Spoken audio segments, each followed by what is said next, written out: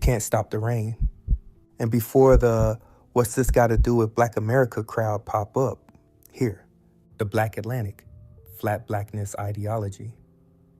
When Black immigrants from the Caribbean and Africa came to Britain after World War II, Windrush generation, they were initially identified by national origins, Jamaican, Trinidadian, Nigerian, etc. But due to racial discrimination, younger generations began to unite across those origins. The catalyst was Malcolm X's visit to London in 1964, then later the Black Panther Party and SNCC, Student Nonviolent Coordinating Committee, in the UK. They were previously influenced by the Pan-Africanism and Garveyism. These influences placed them into a certain position that kind of mirrored Black America, except in the UK. As the big difference was Black Americans were a creolized ethno-national group, like a soup, and they were many different ethnic groups and nationalities, so it was more of a salad. They adopted the usage of the term Black from the American Black Power movements, but it was not as a racial label imposed by others, but solely as a political identity, which meant non-white. Blackness developed there as a political identity, like how one would say, "I am an environmentalist."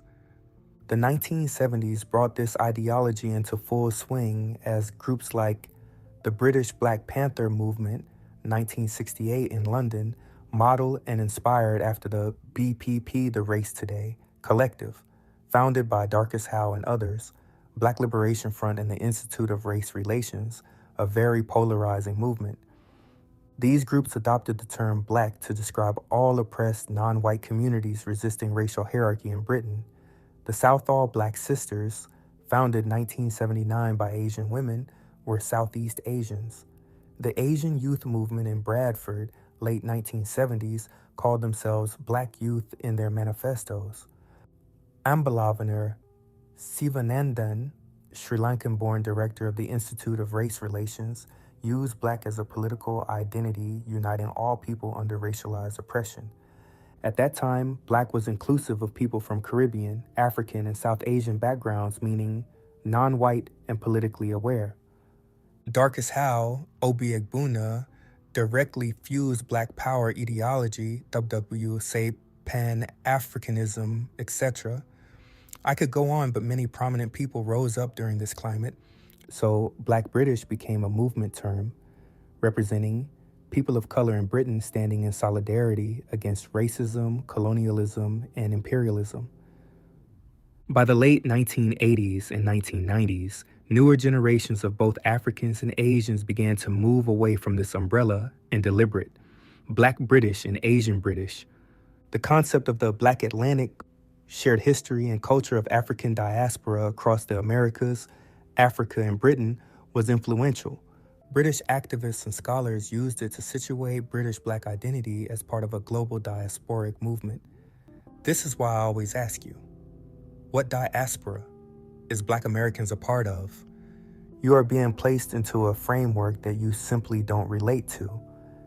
Everyone else has a diaspora, so they collectively see it as a diaspora community and culture because of a bridge that we weren't directly a part of, but all of this was done as a symbolic exchange of ideas flowing between America, the Caribbean, Africa, and Europe. Our experiences are layered in various ways.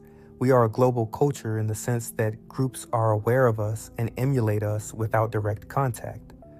With mainly Caribbean populations extrapolating these ideas to others through their exchanges with the Black America. It's very poetic if you think of it. West Africans taken into slavery and sent to the Caribbean and to North and South America. They then go to the UK and elsewhere and fight for freedom from racial oppression and discrimination. Caribbean populations were the primary transmitters and translators of Black American consciousness into the British setting.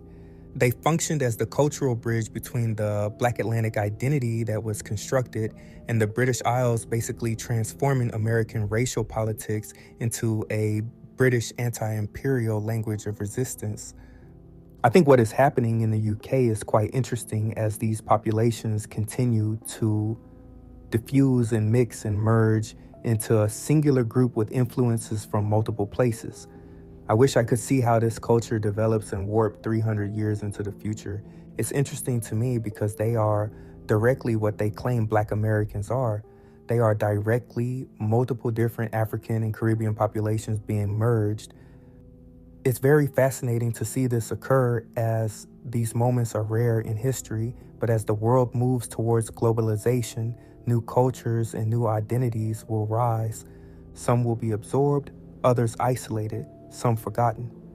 I am but an interloper in many of these settings and spaces, but I do find what is happening fascinating. Precision and integrity of origins must be honored as to not repeat the mistakes of past. Diaspora as origin or offshoot. All I know is that in this framework, rather than being a part of a diaspora that continuously linked us to a specific homeland, like a Jamaican British person to Jamaica, Black Americans are understood in this framework as the cultural and ideological bedrock of the modern Black Atlantic. This idea is what tethers all of us together within a Pan-Africanism context.